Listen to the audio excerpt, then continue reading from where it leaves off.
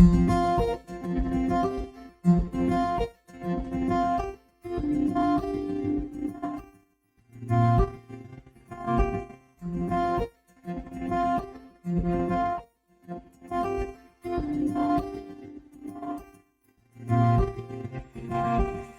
students, my name is Dr. Pradeep Bhaskar and I am a faculty for physics at the Presidency University. Welcome. So today we are going to study about simple pendulum and how to find the acceleration due to gravity G using this equipment. So the theory behind it, the concepts will be taught by your faculty, whoever is teaching you. But in this video, we'll see on how to do this experiment, just the procedure. Okay, so here we have a timer or stopwatch. So how you do this is you start it, it runs. When you want to stop, you halt it. When you want to reset it, it becomes 0 again. Okay, so I hope you saw the hit. Okay, so this is how you start it. The time starts. When you want to stop it, you halt it and then you reset it.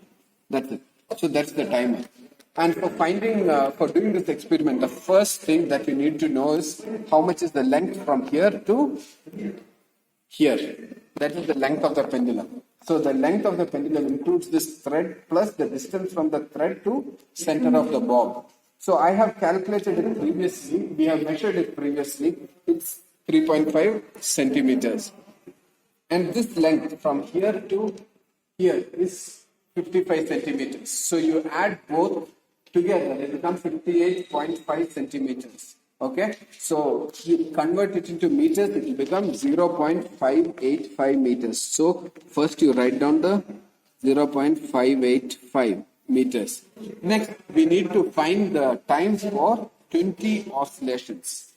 For 20 oscillations, we actually need to find time for one oscillation, but since we are doing it manually, there could be errors. So to reduce the errors, we are taking 20 oscillations and divide the total time by 20 so that you get time for one oscillation.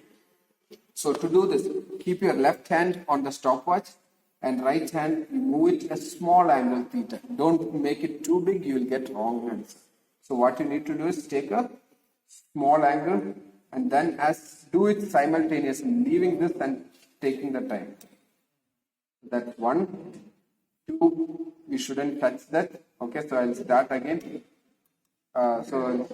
So take a small oscillation and then that's 1, 2, 3, 4, 5, 6, 7, 8, 9, 10, 11, 12, 13, 14, 15, 16, 17, 18, 19, 20. So 20 oscillations took 30.5 seconds. So write down here the time 30.5. So next is you need to calculate the time period. Time period will be 30.5 divided by the number of oscillations, which is 20. So the time period for one oscillations came to 1.525 seconds. The square of this. So what you need to do is to find the square answer, or you can just multiply it with that I'm looking here x square. So the square of this is 2.3256. Okay, that's the t square.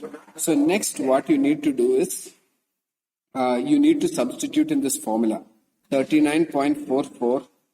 So I'll just take 39.44 times the length 0.585, which is equal to 23.075. This you have to divide by the value for t square, 2.3256. So you got the answer as 9.92 meters per second square. So the correct answer, if you do it better than me, would come around 9.8. Okay, so 9.8 is the standard value approximately. So it can come 9.7, 9.8 and 9.9. Thank you for watching and hope this would be enough, but it isn't.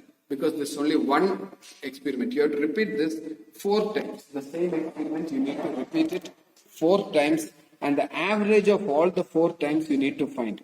That is your average acceleration due to gravity. Thank you for watching, and best of luck with the